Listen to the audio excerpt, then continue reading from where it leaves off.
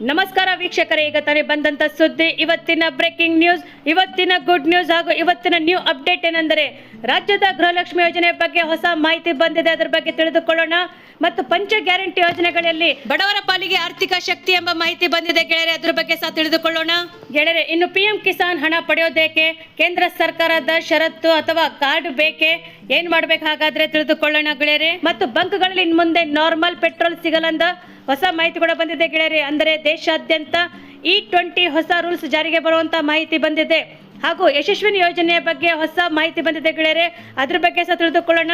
ರಾಜ್ಯದಲ್ಲಿ ಮತ್ತು ಮಳೆ ಆಗುವಂತ ಸಾಧ್ಯತೆ ಇದೆ ಎಂಬ ಮಾಹಿತಿ, ಗಾಳಿ ಮತ್ತು ಗುಡುಗು ಸಹಿತ ಮಳೆ ಆಗುವಂತ ಸಾಧ್ಯತೆ ಹಾಗೂ 16 ಜಿಲ್ಲೆಗಳಿಗೆ ಯೆಲ್ಲೋ ಅಲರ್ಟ್ ಅನ್ನು ನೀಡಲಾಗಿದೆ ಎಂಬ ಘೋಷಣೆ ಹವಾಮಾನ ಇಲಾಖೆ ಕೊಟ್ಟಿದೆ ಗೆಳೆಯರೆ. ಈ ಎಲ್ಲ ಮಾಹಿತಿಗಳು ತಿಳಿಯುವ ಮುನ್ನ ತಾವು ನಮ್ಮ ಚಾನೆಲ್ಗೆ ಮೊದಲು ಬಾರಿ ಭೇಟಿ ನೀಡ್ತಾ ಇದ್ದರೆ ದಯವಿಟ್ಟು ಸಬ್ಸ್ಕ್ರೈಬ್ ಮಾಡಿ, ಪಕ್ಕದಲ್ಲಿರುವಂತಹ ಬೆಲ್ ಅನ್ನು ಒತ್ತಿ ಹಾಗೂ ಲೈಕ್ ಮಾಡಿ.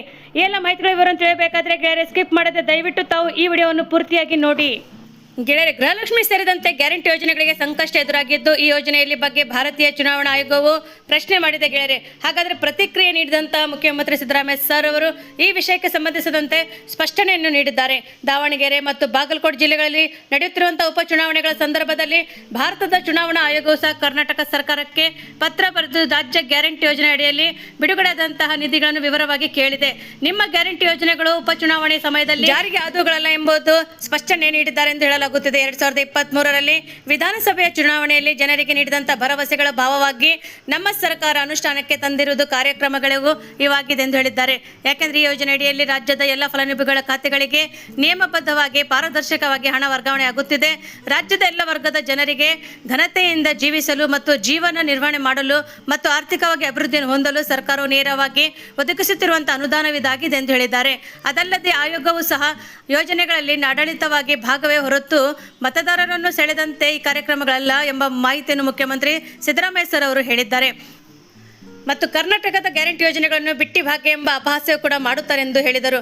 ಆದರೆ ಮತ್ತೊಂದು ಕಡೆ ಯೋಜನೆಗಳನ್ನು ಅನುಸರಿಸಿ ತಮ್ಮ ಅಧಿಕಾರದಲ್ಲಿರುವಂತಹ ರಾಜ್ಯಗಳಲ್ಲಿ ಜಾರಿಗೆಗೊಳಿಸಿದ್ದಾರೆ.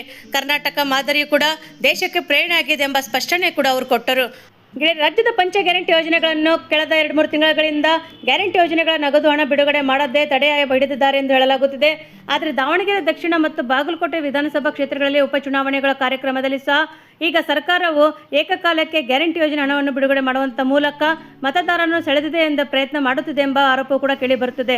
ಮತ್ತು ರಾಜ್ಯ ಸರ್ಕಾರವು ಗ್ಯಾರಂಟಿ ಯೋಜನೆಗಳ ಅನುದಾನದ ವಿವರಣೆ ನೀಡುವಂತೆ ರಾಜ್ಯ ಸರ್ಕಾರಕ್ಕೆ ಮುಖ್ಯ ಕಾರ್ಯದರ್ಶಿಗಳಿಗೆ ಪತ್ರ ಬರೆದಿದೆ ಎಂದು ಕೂಡ ಹೇಳಲಾಗುತ್ತಿದೆ. ದಾವಣಗೆರೆ ಮತ್ತು ಬಾಗಲಕೋಟೆ ಬೈ ಎಲೆಕ್ಷನ್ ಸಂದರ್ಭದಲ್ಲಿ ಗ್ಯಾರಂಟಿ ಯೋಜನೆಗಳ ಹಣವು ಬಿಡುಗಡೆ ಮಾಡುವ ಆರೋಪ ಸಂದರ್ಭದಲ್ಲಿ ಚುನಾವಣಾ ಆಯೋಗವು ರಾಜ್ಯ ಸರ್ಕಾರದ ಮುಖ್ಯ ಕಾರ್ಯದರ್ಶಿಗಳಿಗೆ ಪತ್ರ ಬರೆದಿದೆ.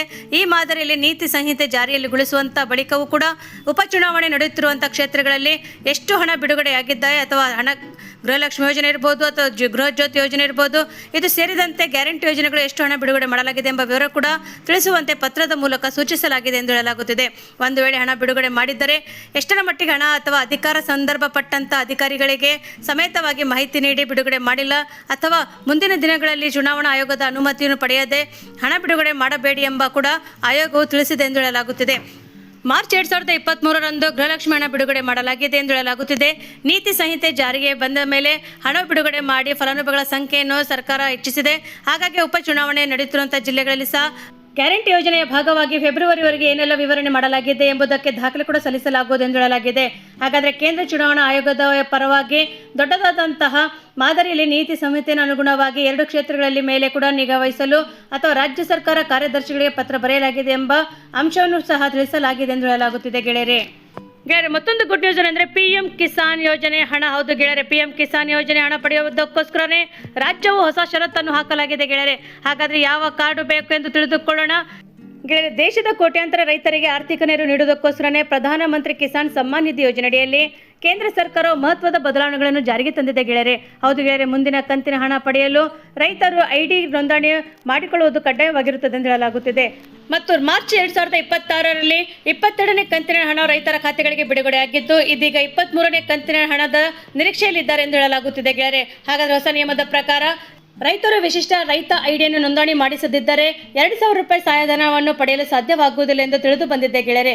ಸರ್ಕಾರ ಅರ್ಹತಾ ಮಾನದಂಡಗಳಲ್ಲಿ ಕೂಡ ಕಟ್ಟುನಿಟ್ಟಾದಂತಹ ಕ್ರಮಗಳನ್ನು ಕೈಗೊಂಡಿದೆ.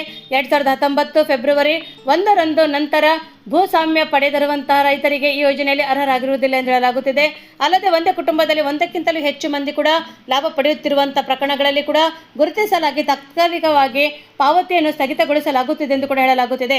ರೈತರು ರೈತ ಐಡಿ ಡಿಜಿಟಲ್ ಗುರುತಿನಂತೆ ಕಾರ್ಯನಿರ್ವಹಿಸಲಾಗಿದ್ದು, ಈ ಭೂ ವಿವರ ಮತ್ತು ಬೆಳೆದಂತಹ ಮಾಹಿತಿ ಪ್ರಕಾರ ಮತ್ತು ಇತರೆ ಕೃಷಿ ಸಂಬಂಧಿಸಿದಂತಹ ಮಾಹಿತಿಗಳನ್ನು ಒಳಗೊಂಡಿರುತ್ತದೆ. ಇದರಿಂದ ಭವಿಷ್ಯದ ಸರ್ಕಾರಿ ಯೋಜನೆಗಳನ್ನು ಪಡೆಯುವುದು ಸುಲಭವಾಗಿರುತ್ತದೆ. ರೈತರು ರಾಜ್ಯ ಸರ್ಕಾರದ ಅಗ್ರಿಸ್ಟಾಕ್ ಪೋರ್ಟಲ್ ಅಥವಾ ಕೃಷಿ ಇಲಾಖೆಯ ಮೂಲಕ ಆನ್ಲೈನ್ನಲ್ಲಿ ನೋಂದಣಿ ಮಾಡಬಹುದು ಮತ್ತು ಇದಕ್ಕಾಗಿ ಬೇಕಾಗಿರುವಂತಹ Aadhaar card, Aadhaar link, mobile ಸಂಖ್ಯೆ ಮತ್ತು ಭೂ ದಾಖಲೆಗಳನ್ನು ಅಗತ್ಯವಾಗಿ KYCಯನ್ನು ಪೂರ್ಣಗೊಳಿಸುವುದು ಕಡ್ಡಾಯವಾಗಿರುತ್ತದೆ ಎಂದು ಹೇಳಲಾಗುತ್ತಿದೆ. PM ಕಿಸಾನ್ ಯೋಜನೆಯು 23ನೇ ಕಂತು ಜೂನ್ ಅಥವಾ ಜುಲೈ 2026ರಲ್ಲಿ ಬಿಡುಗಡೆಯಾಗುವಂತಹ ಸಾಧ್ಯತೆ ಇದೆ ಎಂದು ತಿಳಿದು ಬಂದಿದೆ ಗೆಳೆಯರೆ. ಸಮಯಕ್ಕೆ ಸರಿಯಾಗಿ ನೋಂದಣಿ ಮಾಡಿಸದಿದ್ದರೆ ನೆರವು ತಪ್ಪುವಂತಹ ಸಾಧ್ಯತೆ ಇರುವುದರಿಂದ ರೈತರು ಎಚ್ಚರಿಕೆಯಿಂದ ಇರಬೇಕೆಂದು ಅಧಿಕಾರಿಗಳು ಸೂಚಿಸಿದ್ದಾರೆ ಎಂದು ಹೇಳಲಾಗುತ್ತಿದೆ. ಗೆಳೆಯರೆ, ಬೆಂಗಳೂರು ಸೇರಿದಂತೆ ಆಟೋಗಳಿಗೆ ನಿತ್ಯ ಬೇಡಿಕೆ ಆಗುವಷ್ಟು LPG ಸಿಗದೇ ಇರುವುದರಿಂದ ಪೆಟ್ರೋಲ್ ಬಳಸುವಂತೆ ತೈಲ ಕಂಪನಿಗಳು ಮತ್ತು ರಾಜ್ಯ ಸರ್ಕಾರ ಸೂಚನೆ ನೀಡಿದ್ದರೂ ಕೂಡ ಚಾಲಕರು ಇದಕ್ಕೆ ಒಪ್ಪುತ್ತಿಲ್ಲ. ಯಾಕೆಂದರೆ ನಾವು LPG ಬಳಕೆಯ ಇಂಜಿನ್ ಅನ್ನು ಹೊಂದಿರುವಂತಹ ಆಟೋಗಳು ಬಳಸುತ್ತಿದ್ದೇವೆ ಎಂದು ಹೇಳುತ್ತಿದ್ದಾರೆ. ಹಾಗಾದ್ರೆ ಪೆಟ್ರೋಲ್ ಬಳಸಲು ಅವಕಾಶವಿದ್ದರೂ ಕೂಡ ಅತ್ಯಲ್ಪ. ಪೆಟ್ರೋಲ್ ದರ ದುಬಾರಿ ಆಗುವುದರಿಂದ ಇಷ್ಟು ಕಷ್ಟ ಇದಾಗುತ್ತದೆ ಎಂದು ಆಟೋ ಚಾಲಕರು ತಿಳಿಸುತ್ತಿದ್ದಾರೆ. ಹಾಗಾದರೆ ಆಟೋಗಳಿಗೆ LPG ಸಿಗದೇ ಇದ್ದರೆ ಪೆಟ್ರೋಲ್ ಬಳಸಿ ಎಂದು ಹೇಳುವುದು ಸುಲಭ, ಆದರೆ ಅದು ಕಾರ್ಯಸಾಧ್ಯವಾಗಲು ಸಾಧ್ಯ ಇಲ್ಲ ಎಂದು ಸಾರಥಿ ಆಟೋ ಚಾಲಕರು ಸಂಘದ ಅಧ್ಯಕ್ಷರು ರಾಮೇಗೌಡ ಅವರು ತಿಳಿಸಿದರು. LPG ಕಿಟ್ ಇರುವಂತಹ ಆಟೋಗಳಲ್ಲಿ 2.5ರಿಂದ 3 ಲೀಟರ್ ತುಂಬೋದಿಲ್ಲ. ಹಾಗಾದರೆ ಆಟೋ ಬಂಕ್ಗಳು, ಆಟೋ ಟ್ಯಾಂಕ್ಗಳಿರುವಂತೆ 1 ಲೀಟರ್ಗೆ 10 ಕಿಲೋಮೀಟರ್ ಮೈಲೇಜ್ ಕೊಡುವಂತೆ ಬರುತ್ತದೆ. ಗ್ಯಾಸ್ನಲ್ಲಿ ಸಹ 1 ಲೀಟರ್ಗೆ 22 ಕಿಲೋಮೀಟರ್ ಸಾಧ್ಯ. ಅಲ್ಲದೆ ಟ್ಯಾಂಕ್ 14 ಕಿಲೋಮೀಟರ್ ಆಗಿದ್ದರೂ ಸಹ ಒಂದು ಬಾರಿ ತುಂಬಿದರೆ ಸುಮಾರು 300 ಕಿಲೋಮೀಟರ್ ಓಡಿಸಬಹುದು ಎಂದು ವಿವರಿಸಿದರು. ಆಟೋಗಳಿಗೆ LPG ಸರಬರಾಜು ಪ್ರಯಾಣ ಗಣನೀಯವಾಗಿ ಕಡಿಮೆ ಆಗಿರುವುದರಿಂದ ಚಾಲಕರು ಪರದಾಟ ಮುಂದುವರೆಸಿದ್ದಾರೆ. ಬೆಂಗಳೂರಿನಲ್ಲಿ ಆಟೋಗಳಿಗೆ LPG ವಿತರಿಸುವಂತಹ ಬಹುತೇಕ ಸ್ಟೇಷನ್ಗಳು ಬಂದಾಗಿವೆ ಎಂದು ಹೇಳಲಾಗುತ್ತಿದೆ. ಕೆಲವು ಮಧ್ಯಾಹ್ನದವರೆಗೆ ಮಾತ್ರ ಸೇವೆ ನೀಡುತ್ತವೆ ಮತ್ತು ಆಟೋ ಚಾಲಕರು LPG ಸ್ಟೇಷನ್ ಹುಡುಕಿಕೊಂಡು ಕಿಲೋಮೀಟರ್ ಗಟ್ಟಲೆ ಕ್ರಮಿಸುವಂತೆ ಸನ್ನಿವೇಶ ನಿರ್ಮಾಣವಾಗಿದೆ ಎಂದು ಹೇಳಬಹುದಾಗಿದೆ. ಹಾಗಾದರೆ ಹೆಚ್ಚಿನ ಪ್ರಮಾಣದಲ್ಲಿ LPG ಸರಬರಾಜು ಆಗಬಹುದು ಅಥವಾ 2 ದಿನದಿಂದ ಕಾಯುತ್ತಲೇ ಇದ್ದಾರೆ ಎಂದು ಕೂಡ ಹೇಳಬಹುದು. ಯುದ್ಧದ ಪರಿಣಾಮವಾಗಿ LPG ಸ್ಟೇಷನ್ಗಳು ಮುಚ್ಚಲ್ಪಡಲು ಕಾರಣವಾಗಿದೆ ಎಂದು ಕೂಡ ಹೇಳಬಹುದಾಗಿದೆ. LPG ಅನಿಲ ಕೊರತೆಯಿಂದ ಉಂಟಾಗಿರುವಂತಹ ನಗರದಲ್ಲಿ ಸುಮಾರು ಅರ್ಧದಷ್ಟು ಗ್ಯಾಸ್ ಸ್ಟೇಷನ್ಗಳು ಮುಚ್ಚಲ್ಪಟ್ಟಿವೆ ಎಂದು ಕೂಡ ಹೇಳಲಾಗುತ್ತದೆ. ಟೋಟಲ್ ಗ್ಯಾಸ್ ತನ್ನ ಎಲ್ಲ ಸ್ಟೇಷನ್ಗಳನ್ನು ಮುಚ್ಚುವಂತೆ ಗ್ಯಾಸ್ ಮತ್ತು ಸೂರ್ಯ ಗ್ಯಾಸ್ ಅಥವಾ ಸೂಪರ್ ಗ್ಯಾಸ್ ಸ್ಟೇಷನ್ಗಳಲ್ಲಿ ಕೂಡ ಮಧ್ಯಾಹ್ನದ ವೇಳೆಯಲ್ಲಿ ಮಾತ್ರ ಸ್ಟಾಕ್ ಖಾಲಿಯಾಗಿರುತ್ತದೆ ಎಂದು ಹೇಳಲಾಗುತ್ತಿದೆ. ಈ ಸಮಸ್ಯೆಯಿಂದ ಉಂಟಾಗಿ ಆಟೋ ಚಾಲಕರು ತೊಂದರೆಯಲ್ಲಿದ್ದಾರೆ ಎಂದು ಕೂಡ ಹೇಳಬಹುದು ಮತ್ತು ಗ್ಯಾಸ್ ಬಂಕ್ಗಳ ಮುಂದೆ ಕೂಡ ಸರತಿ ಸಾಲಿನಲ್ಲಿ ನಿಲ್ಲುವಂತಾಗಿದೆ ಎಂದು ಕೂಡ ಹೇಳಬಹುದಾಗಿದೆ. ಗೆಳೆಯರೆ, ಮತ್ತೊಂದು ವಿಶೇಷ ಮಾಹಿತಿ ಏನೆಂದರೆ ಯಶಸ್ವಿನಿ ಯೋಜನೆ ಲಾಭ ಪಡೆಯುವುದು ಹೇಗೆ ಅಂತ ಹೇಳಿ. ಯಾಕೆಂದರೆ ಜನರು ಆರೋಗ್ಯ ಸೇವೆಯಲ್ಲಿ ಕಲ್ಪಿಸುವಂತಹ ನಿಟ್ಟಿನಲ್ಲಿ ಆಯುಷ್ಮಾನ್ ಭಾರತ ಯಶಸ್ವಿನಿ ಯೋಜನೆಯನ್ನು ನೋಂದಾಯಿಸಿಕೊಳ್ಳುವಂತಹ ಮೂಲಕ ಈ ಯೋಜನೆಗಳ ಲಾಭವನ್ನು ಪಡೆಯಬೇಕೆಂದು ಶಾಸಕರು ತಿಳಿಸುತ್ತಾರೆ. ಯಾಕೆಂದರೆ ಹೋಬಳಿ ಮಟ್ಟಗಳಲ್ಲಿ ಕೂಡ ಆಯುಷ್ಮಾನ್ ಭಾರತ ಯೋಜನೆಯು ಕೂಡ ವತಿಯಿಂದ ಆರೋಗ್ಯ ಕೇಂದ್ರ ಕಟ್ಟಡಗಳ ನಿರ್ಮಾಣಕ್ಕೆ ಪೂಜೆ ನೆರವೇರಿಸುವಂತಹ ಒಂದು ಮಾತು ಕೂಡ ನಡೆಯುತ್ತದೆ ಎಂದು ಹೇಳಲಾಗುತ್ತಿದೆ ಗೆಳೆಯರೆ. ಯಾಕೆಂದರೆ ಕೇಂದ್ರದ 15 ಹಣಕಾಸಿನ ಯೋಜನೆ ಮೂಲಕ ಆರೋಗ್ಯ ಇಲಾಖೆಯ ಆಯುಷ್ಮಾನ್ ಸ್ವಾಸ್ಥ್ಯ ಯೋಜನೆ ಅಡಿಯಲ್ಲಿ ತಾಲೂಕಿನ 40 ಹೊಸ ಕಟ್ಟಡಗಳ ನಿರ್ಮಾಣಕ್ಕೆ ಅನುದಾನ ಬಿಡುಗಡೆ ಮಾಡಲಾಗಿದೆ ಎಂದು ಹೇಳಲಾಗುತ್ತಿದೆ. ಗ್ರಾಮಗಳಲ್ಲಿ ಕೂಡ ನಿರ್ಮಾಣವಾಗುವಂತಹ ಸುಸಜ್ಜಿತ ಹೊಸ ಕಟ್ಟಡಗಳಲ್ಲಿ ಗ್ರಾಮಸ್ಥರಿಗೆ ಉತ್ತಮ ಆರೋಗ್ಯ ಸೇವೆ ಸಲ್ಲಿಸಲು ಆರೋಗ್ಯ ಸೇವೆಯು ಲಭಿಸಲಿದೆ ಎಂದು ಹೇಳಲಾಗುತ್ತಿದೆ. ಗೆಳೆಯರೆ, ರಾಜಧಾನಿ ಬೆಂಗಳೂರು ಸೇರಿದಂತೆ ವಿವಿಧ ಜಿಲ್ಲೆಗಳಲ್ಲಿ ಏಪ್ರಿಲ್ 6ರಿಂದ 4 ದಿನಗಳವರೆಗೂ ಕೂಡ ಮಳೆಯಾಗುವ ಸಾಧ್ಯತೆ ಇದೆ ಎಂದು ಹವಾಮಾನ ಇಲಾಖೆ ಮುನ್ಸೂಚನೆ ನೀಡಿತ್ತು. ಏಪ್ರಿಲ್ 9ರವರೆಗೆ ವಿವಿಧ ಕಡೆಗೆ ಮಳೆ ಆಗಲಿದೆ ಎಂದು ಕೂಡ ಹೇಳಲಾಗಿತ್ತು. 16 ಜಿಲ್ಲೆಗಳಿಗೆ ಯೆಲ್ಲೋ ಅಲರ್ಟ್ ಅನ್ನು ಕೂಡ ಘೋಷಿಸಲಾಗಿತ್ತು.